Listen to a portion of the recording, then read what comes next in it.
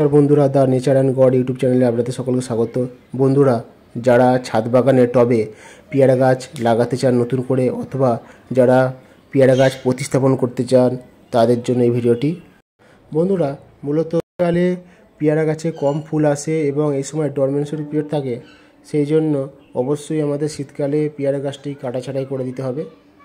Bounding হয়ে গেলে শিকড়টা অবশ্যই ছাড়িয়ে নিতে হবে। অবশ্যই পেয়ারা গাছ প্রতিস্থাপন করার জন্য 50% বিলে দোআঁশ মাটি অথবা 50% আমি পলি মাটি নিয়েছি। এর সঙ্গে 30% গোবর সার, 20% কোকোপিট ইউজ করেছি আমি। এর সঙ্গে হাড় গুঁড়ো, শিং গুঁড়ো, সামান্য পরিমাণে চুন এবং গুঁড়ো খোল আমি ব্যবহার করেছি।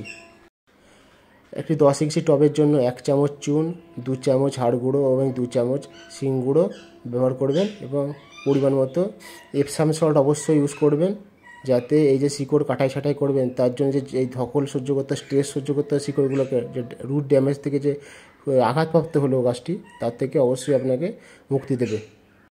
ভালো করে মাটিটি এরকমভাবে মিশিয়ে নিতে হবে। মিশিয়ে নিয়ে অবশ্যই আপনাকে ভালো করে মিশ্রণটি পাইল করে নিতে হবে। মাটি তৈরি করার পর যদি আপনি মিনিমাম 7 দিন মাটিটাকে এক জায়গায় হালকা জল দিয়ে ভিজিয়ে রাখতে পারেন, তাহলে বেশ ভালো হয়। ছাদ বাগানিরা অবশ্যই এই টিপসটি ফলো করবেন। অবশ্যই যারা নতুন ছাদ বাগান করছেন, অবশ্যই বলবো আমি, সম্পূর্ণ জৈব পদ্ধতিতে বাগান করুন, আপনার গাছ একটিও মরবে না। গাছ করি সম্পূর্ণ জৈব পদ্ধতিতে, রাসায়নিক সার আমি ব্যবহার করি কম। বন্ধুরা, শীতকালে পেয়ারা গাছে মূলত কম ফুল আসে, এই সময় পাতা ঝরে যায় সমস্ত গাছে।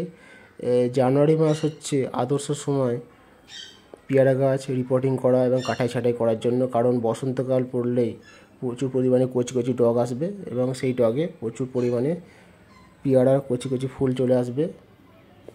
আপনারা অবশ্যই এই সময় যাদের নতুন করে পেয়ারা গাছ লাগাচ্ছেন অথবা যাদের পেয়ারা গাছ আছে, তারা অবশ্যই রিপোর্টিং করে নেবেন এবং কাটাই ছাঁটাই অবশ্যই করে নেবেন।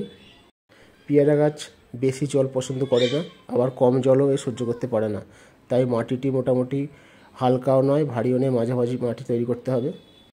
পেয়ারা গাছে সাদা মাছি প্রচুর আক্রমণ করে, এছাড়া মিলিবাগও হালকা হালকা হয়। এর জন্য আপনাকে অবশ্যই জৈব নিম তেল ইউজ করতে পারেন, অথবা রাসায়নিক সাইপারমেট্রিক গ্রুপের যে কোনো একটি কীটনাশক ইউজ করতে পারেন।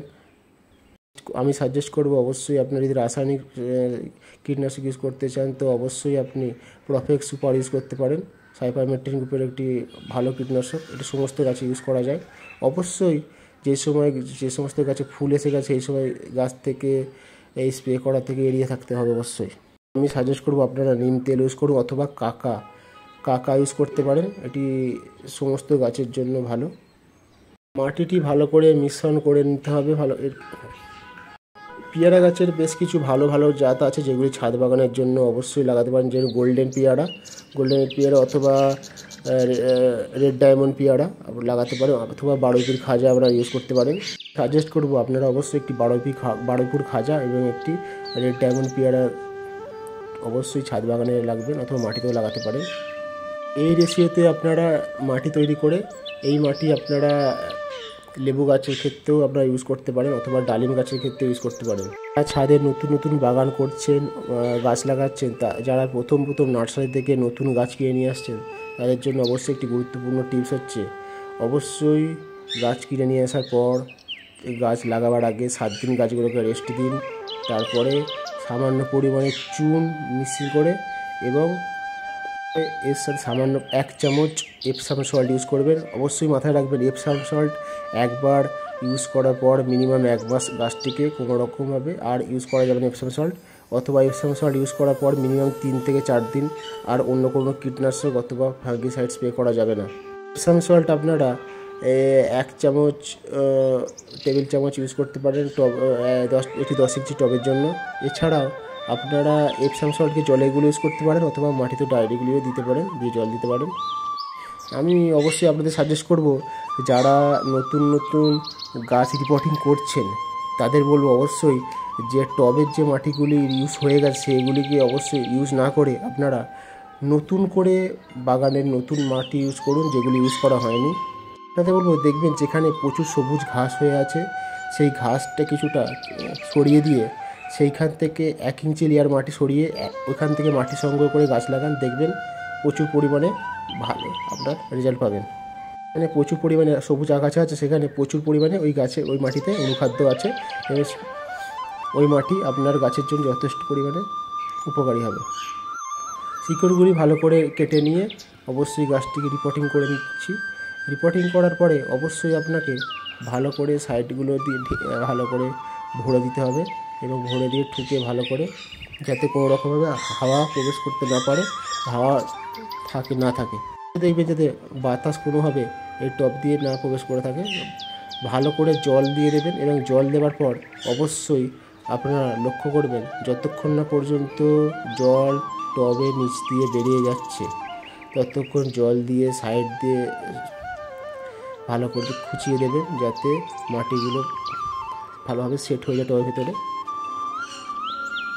গাছটি রিপোর্টিং হয়ে গেলে এই গাছটিকে ডালগুলি ছেটে দেবো এবং ছেটে দেওয়ার পর গাছটিকে মিনিমাম 7 দিন সেডি জায়গায় রাখতে হবে। অবশ্যই শীতকালে যেহেতু গাছটি রিপোর্টিং করছি, আপনি ডাইরেক্টলি সানলাইট রাখতে পারেন, কোনো অসুবিধা হবে বলে মনে হয় না। গাছটি কাটাই ছাটাই করার পর অবশ্যই আপনারা ফাঙ্গিসাইড লাগিয়ে ইউজ করবেন একবার। যেহেতু শীতকালে আমরা রিপোর্টিং করছি সেজন্য আমরা যেহেতু এতে এবং শিং গুঁড়ো হাড় গুঁড়ো দিয়েছি, এই শিং গুঁড়ো হাড় গুঁড়ো ডিকম্পোস্ট হতে মিনিমাম 2 মাস সময় লাগবে সম্পূর্ণরূপে ডিকম্পোস্ট হতে। তাই আপনারা অবশ্যই আর কোনো রকম শীতকালে খাবার প্রয়োগ করবেন না। এই খাবারটি গরমকালে মিনিমাম মার্চ এপ্রিল মাস পর্যন্ত যথেষ্ট। খাবারটি এপ্রিল মাসের মাঝামাঝি সময় অবশ্যই আপনারা আরেকবার এতে ভারী করে খাবার দিয়ে দেবেন। অবশ্যই খেয়াল রাখবেন গরমের সময় এপ্রিল শেষ মে মাস শুরু থেকে আপনারা অবশ্যই রাসায়নিক সার বা এড়িয়ে যাবেন এবং ভারী খাবার থেকে এড়িয়ে যাবেন। এই সময় লিকুইড তরল সার যেরকম হচ্ছে আপনার বাদাম খোল, সরিষা খোল মিক্স করে তরল জৈব সার হিসেবে ইউজ করতে পারেন। বাড়িতে যে আমরা সবজি খাই সেই সবজির যে খোসা, সেই খোসাগুলি পচিয়ে আপনারা তার তরল জৈব সার হিসেবে ইউজ করতে পারেন, ওই ভালো রেজাল্ট পাবেন। এছাড়া আপনারা যদি জৈব সার যেমন হচ্ছে গোবর সারকে জলে গুলে আপনারা ইউজ করতে পারেন। তো বন্ধুরা, আরও অনেক ভিডিওটা বড় করতে পারতাম, আরও অনেক কিছু বলার ছিল এই ভিডিওতে, কিন্তু ভিডিওটা বেশি লং হয়ে যাচ্ছে, তাই ভিডিওটা আর বেশি বড় করব না। আজ এই পর্যন্তই, আমাদের গাছ রিপোর্টিং প্রায় শেষ। ভিডিওটি যদি ভালো লেগে থাকে অবশ্যই ভিডিওটিতে একটি লাইক করবেন, চ্যানেলটি সাবস্ক্রাইব করবেন এবং আরও নতুন নতুন ভিডিও আপডেট পেতে আমার চ্যানেলটি অবশ্যই ফলো করবেন। প্রায় 2 মাস পর মার্চ মাসে এই নতুন ভিডিও নিয়ে আসবো।